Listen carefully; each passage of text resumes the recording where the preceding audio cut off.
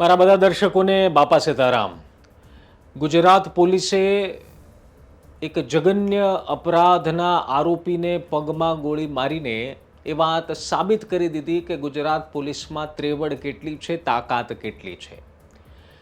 Encounter શબ્દ ગુજરાતમાં એક સમય એવો હતો જ્યારે ખૂબ ચર્ચામાં આવ્યો, પરંતુ છેલ્લા ઘણા વર્ષથી ગુજરાત પોલીસ એક એવું હથિયાર અથવા તો એક એવા એક્શન પ્લાન પર કામ કરી રહી છે જેનાથી હવે ધીરે ધીરે ગુજરાતમાં જે આવા જઘન્ય અપરાધના આરોપીઓ છે, લુખ્ખાઓ છે, એમાં એક બીક પેસવાની શરૂઆત થઈ ગઈ છે. એક તરફ આપ જુઓ કે દારૂ અને ડ્રગ્સ મુદ્દે આજ ગુજરાત પોલીસ પર આંગળીઓ ચીંધાઈ રહી છે, પરંતુ જ્યારે આજ ગુજરાત પોલીસના કેટલાક કર્મીઓ એક સારું કાર્ય કરે, એક સારું કામ કરે, તો એમને બિરદાવવા માટે કોઈ રાજકીય પક્ષના નેતાઓ આગળ નથી આવતા. અહીંયા હું રાજનીતિને વચમાં નાખવા નથી માંગતો, પરંતુ કેટલાક લોકો એવો પણ સવાલ કરશે કે ભાઈ એ તો એનું કામ છે. પરંતુ જેનું કામ છે એમાં પણ જો આપણે કદાચ બિરદાવી દઈએ તો એ વ્યક્તિને અથવા તો એ કર્મચારીને વધુ સારું કામ કરવાની પ્રેરણા મળે જ. પરંતુ ખેર, પોલિટિક્સમાં નથી જવું, ગુજરાત પોલીસ પર સીધી કોણ આંગળીઓ ચીંધે છે એ વાતમાં પણ નથી જવું. આજના વિડીયોમાં વાત કરવી છે એ એન્કાઉન્ટરની.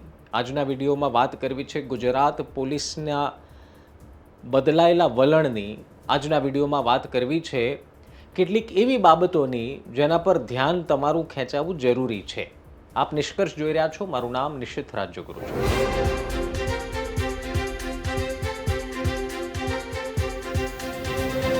28 વર્ષ પહેલાં 1997 આસપાસના વર્ષમાં ગેંગસ્ટર લતીફનું એન્કાઉન્ટર થયું. અત્યાર સુધીના ગુજરાતના ઇતિહાસની વાત કરીએ તો 20થી વધુ એન્કાઉન્ટર ગુજરાત જોઈ ચૂક્યું છે. અને શંકરસિંહ બાપુ જ્યારે મુખ્યમંત્રી હતા એમના કાર્યકાળમાં એન્કાઉન્ટરની શરૂઆત થઈ એવી ચર્ચાઓ ચારેકોર તમને હજી પણ સંભળાતી હશે. એન્કાઉન્ટર શબ્દ એ સામાન્ય લોકો માટે, તમારી મારી જેવા લોકો માટે ખૂબ મોટો શબ્દ એટલા માટે છે કારણ કે પોલીસ આ પ્રકારની કાર્યવાહી ત્યારે જ કરે જ્યારે પોલીસ પર રક્ષણ મેળવવા માટેના કોઈ વિકલ્પ ન બચે. પોલીસ આવા પ્રકારની કાર્યવાહી ત્યારે જ કરે જ્યારે કોઈ નરાધમ, કોઈ અપરાધી, કોઈ હિસ્ટ્રી સીટર પોલીસનો જ જીવ લેવા માટે પાછળ પડી જાય ત્યારે ન છૂટકે પોલીસ આ પ્રકારનું પગલું લેતી હોય છે. અને જ્યારે કોઈ સમાજ માટે બદી બની ગયેલા વ્યક્તિનું એન્કાઉન્ટર થાય ત્યારે આ ગુજરાત અને આ સમાજ પણ એ વાતથી ખુશ થાય છે કે સારું થયું ગુજરાત પોલીસે આવું કર્યું. જસદણના આટકોટમાં થયેલી 6 વર્ષની બાળા સાથે થયેલી ઘટના બાદ આરોપીને પગમાં ગોળી મારીને પોલીસે પોતાનો જીવ તો બચાવ્યો છે, પરંતુ સાથોસાથ એક એવો મેસેજ ગયો છે સમાજમાં કે ગુજરાત પોલીસ જો ધારે તો આ સમાજમાં એવો દાખલો બેસાડવાની તાકાત ધરાવે છે કે કોઈ નરાધમ કે કોઈ લુખ્ખો એ વિચાર સુદ્ધા ન કરે.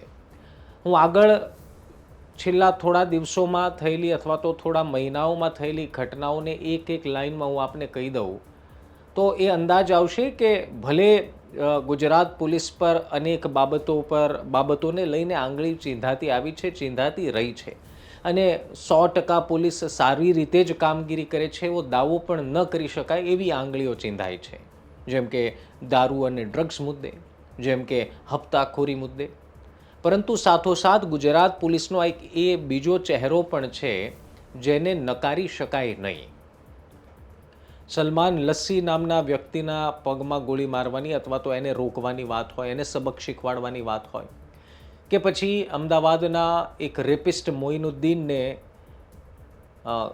પગમાં ગોળી ધરબીને એક સંદેશ આપવાની વાત હોય, કે પછી એક મોડલના હત્યારાનું ઢીમ ઢાળીને એક એવો સંદેશ આપવાનો પ્રયાસ હોય કે ગુજરાત પોલીસ હજી પણ તમારી રક્ષામાં ઊભી છે. આ છેલ્લા 3-4 મહિનાઓની ઘટના જે મને યાદ છે મેં આપને કીધી, એનો મતલબ હું એટલે સમજાવવા માંગુ છું કે ગુજરાત પોલીસનું વલણ ધીરે ધીરે બદલાઈ રહ્યું છે અને એ સકારાત્મક દ્રષ્ટિએથી બદલાઈ રહ્યું છે. જરૂર એ વાતની છે કે સમાજને નુકસાન પહોંચાડતા મુદ્દાઓમાં ગુજરાત પોલીસ હજુ પણ થોડી ઘણી ઊણી ઉતરે છે. અને એટલા માટે જ દારૂ અને ડ્રગ્સના મુદ્દે આજે પણ રાજ્યમાં વિરોધ ઉઠે છે, પોલીસ પર આંગળીઓ ચીંધાય છે, જેના પર પોલીસ કર્મીઓએ વિચાર ખુદ કરવાની જરૂર છે. હવે કેટલાક લોકો એવું કહેશે કે ભાઈ એમના એક બાહ્ય આવકનો સ્ત્રોત થઈ ગયો છે, પૈસા ખાવાનો કિમિયો થઈ ગયો છે, આવી ઘણા બધા લાંછન ખાખી ઉપર લાગ્યા છે. પરંતુ એ લાંછનને બાજુ પર રાખીને એક બીજી તરફ જો નજર કરીએ તો ગુજરાત પોલીસ ઝડપી કેસ ઉકેલવાની વાત હોય, આવા નરાધમોને ઢીમ ઢાળીને આ રાજ્યની બહેનો દીકરીઓને સુરક્ષિત મહેસૂસ કરાવવાની વાત હોય, એમાં ગુજરાત પોલીસ અગ્રેસર થવા લાગી છે. હું તમને એક બે દેશના દાખલા આપું અને હું એટલા માટે સમજાવવા માંગી રહ્યો છું કે જરૂર શું છે કરવાની, અથવા તો આવું શા માટે જરૂરી છે. એન્કાઉન્ટર હોય, પગમાં ગોળી વાગવાની વાત. હવે માનવ અધિકાર એમ કહેશે કે આવું ન થવું જોઈએ, સ્વાભાવિક છે કે કોઈ વ્યક્તિને ન જવું જોઈએ, પરંતુ આ તો રક્ષણમાં લીધેલા પગલાં છે. પરંતુ હું એક બે દેશના એક્ઝામ્પલ અથવા તો દાખલો આપવા માંગુ છું, બીજા દેશના. જેમ કે લઈ લો સિંગાપોર, બીજું દેશ એક લઈ લો જાપાન. આ બે દેશ એવા છે, એમ તો કેટલાક આરબ કન્ટ્રીઝ લઈ લો કે જ્યાં જઘન્ય અપરાધીઓને કેવી ક્રૂર સજા મળે છે, ઇન્ટરનેટ પર તમે જોતા જ હશો. જાપાન, સિંગાપુર એવા દેશ છે કે જ્યાં મહિલા પર અત્યાચાર થયો અથવા તો મહિલાના અડપલા કર્યા અથવા તો મહિલા સાથે દુર્વ્યવહાર કર્યો તો એ વ્યક્તિની જિંદગી ખતમ થઈ જાય છે. ત્યાંના કાયદા આપણા કાયદા જેટલા જ કડક છે, પરંતુ ત્યાંના સરકારનું, ત્યાંના પોલીસ કર્મીઓનું ને સૌથી મહત્ત્વનું ત્યાંના સમાજનું વલણ આવા આરોપી પ્રત્યે ખૂબ જ અઘરું ને કડક રહે છે આખી જિંદગી. જો કોઈ વ્યક્તિ ભૂલથી પણ આવા ગુનાને અંજામ આપે તો માત્ર એ વ્યક્તિ નહીં, એમનો આખો પરિવાર ભોગવે છે. ત્યાંની સરકાર એને કરેલા કાંડને પબ્લિકલી જાહેર કરી દે છે. સમાજ એમને જલ્દીથી સ્વીકારતો નથી, એમના પરિવારને આખી જિંદગી મેણા ટોણા સાંભળવા પડે છે. અને એટલા માટે જ આ દેશોમાં મહિલાની સુરક્ષા આપોઆપ બમણી છે આપણા દેશની સરખામણીએ.